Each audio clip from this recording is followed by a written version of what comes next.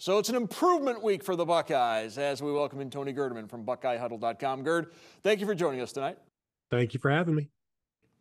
Do you buy this improvement week thing, or is this just a repackaging of what we always hear on week offs?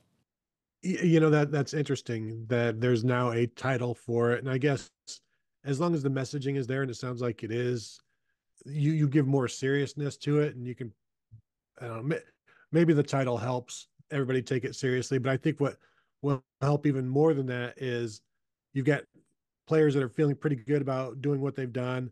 And yet, as Ryan Day said on Tuesday, they're going to show all of the position coaches are going to meet with the players individually and say, this is look at what you've done wrong. Basically, they're going to point out all of their errors and say, if you don't think you can get better or you can't get better, look at this and see the things that you should have done better. And I think everybody's going to have plenty of evidence as to why this should be an improvement week. And as they keep saying, the standard is the standard. So until you're up to that standard, there's going to be work to do. Do you think Ohio State has accomplished what they wanted to, what they needed to through these first two laughers of games? Yeah, I think so. Just trying to think, like, what else did they want to do? We know after the Akron game, Ryan Day was a little bummed that they only got two quarterbacks in. We saw four quarterbacks this time around, so check that one off the list. The running backs are all playing. I mean, they played so many running backs this past game. They let a walk-on quarterback play running back, so they're getting a lot of guys into the game. I think Ryan Day said over 80 players played, and again, that's more than scholarship players that they have. So they're getting a lot of people in there. Plus, guys are able to make mistakes and not have it cost them the game. And then also now the position coaches are saying, look at the mistakes you've made. Let's build on it, see what we can do better. So I think all in all, you've come out of it healthy as well. You get a little bit of a break. Nobody, as you said, the players don't want to take a break right now. So you've got to keep them busy and keep them working. So I think they're all going to be hungry to repair what they've done and build off of the good stuff and fix the bad stuff. I think one of the good stuff coming out of the Western Michigan game was the improved offensive line play.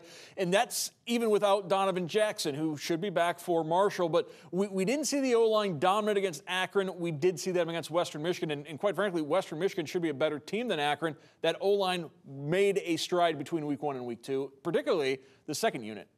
Yeah, and as Ryan Day said, this was the best he's seen the second unit play, better than they did last year. And I go back to Ryan Day talking after the Akron game, the season opener, saying establishing the run takes time. And Chip Kelly is very patient with that. And we always think about Chip Kelly as this turbo speed offensive coordinator, offensive play caller, but he's also got a lot of patience to establish that run. And the work that they put in against Akron showed against Western Michigan and continued to show because they did get better. But again, this was also the second start for your three interior linemen against Western Michigan. The first start was against Akron altogether. So they're gelling, they're getting better.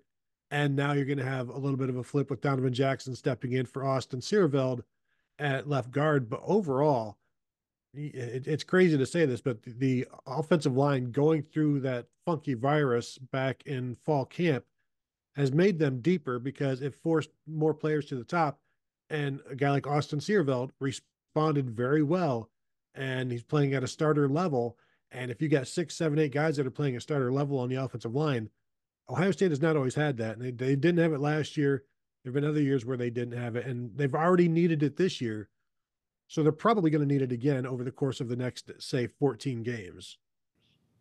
Speaking of the depth, let's talk about linebacker. Arvell Reese had a really good game against Western Michigan. He has kind of stepped up, so that kind of leaves the question, what's going on with C.J. Hicks?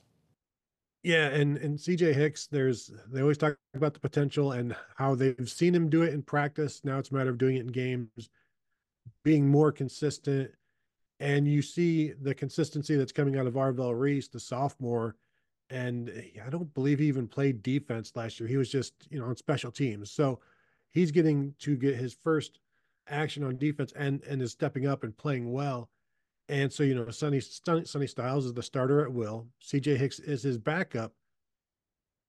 But when they're playing three linebackers now, Arvell Reese has kind of replaced CJ Hicks for that. And so both Ryan Day and Jim Knowles were asked on Tuesday about the possibility of more pass rush sets for CJ Hicks. And both coaches said they don't really want to mess with him right now and move him away because he's still developing as a linebacker and they need him at linebacker. They've got enough defensive ends. They've got enough pass rushers. They need more linebackers. And so if they were to move him now, you've kind of set him back a little, and they want to get as much out of him as possible at this position. And whether that means he's the fourth linebacker or the fifth linebacker, they'll take that. They've got three good ones that they like right now. If CJ Hicks can continue to raise his level, then he can get into that mix again as well. And that's what they want. So that's what they're going to shoot for. There's been so much talk about changes in college football, from NIL to the 12-team playoff and the increased use of technology this season. A lot of talk about the coach-to-player communication, being able to talk directly to players in their helmets. But maybe the bigger story has been tablets and how that has changed the direct communication on the sideline. And it's no longer halftime adjustments. It's series-by-series adjustments now. Yeah, it's pretty fascinating how the coaches love tablets more than 4-year-olds at this point.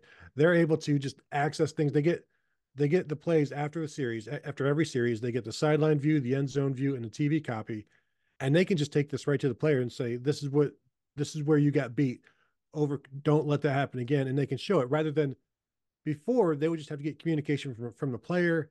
Maybe somebody up top saw it in the press box, and you could try to communicate that way. But you're just taking word of mouth, and nobody up top is going to be able to see everything. So what is going on may take a few series to figure out.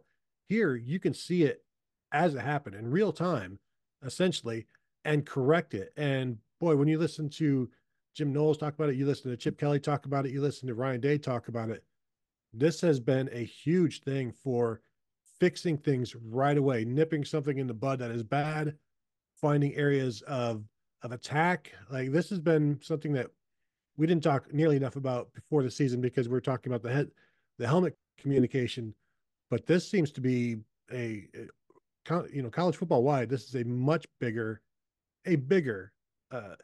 impact than I'd say the helmet communication.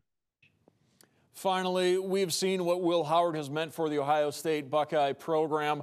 Ryan Day with some interesting comments today about some other quarterbacks who used to be with Ohio State. Both Quinn Ewers and Kyle McCord off to fantastic starts, both of their programs 2-0. And Ryan Day basically said, hey, we're glad those guys are having success. If you're going to come to Ohio State, you're not going to stay. We want to develop you so you're still good at your next stop. Yeah, and it's something that they talk to recruits about, basically. Just look at the evidence. Look at Joe Burrow thanking Ohio State and Ryan Day when he was accepting the Heisman. I mean, that still counts for some street cred, if you will, among the quarterback circles. But that's going to be for every position. Ryan Day did say he takes a lot of pride in developing quarterbacks. So if you stick around long enough, you're going to be developed. Talking with Lincoln Kienholz in the winter or spring, like, hey, why didn't you transfer? Like, because I still want to get developed by Ryan Day. And if it doesn't happen this year, it can happen. If I'm not playing this year, I'm going to use what I learn and apply it to next year. And so there is a lot of purpose for staying and being developed at Ohio State, because you have the best of so many worlds. And I guarantee you what Kyle McCord had at Ohio State, probably better than he has at Syracuse. But he's been able to take everything he's learned and apply it, and then also build off of it and become a more confident player. And of course, we see what Quinn Ewers has done. He was only at Ohio State for about 3 months, but he still says team up north. So clearly something at Ohio State stuck with him. And that's, you're going to have that, especially at that position, because guys are going to transfer almost every year, and you want to see them do well because it still speaks of what you were able to do with them. And just as the Buckeyes will strive to improve on this week off here at College Ball Weekly, we'll try and do the same as well. I want to thank our guest, Tony Gerdeman from BuckeyeHuddle.com. Gerd, thank you so much. Enjoy the improvement week. I sure plan on it.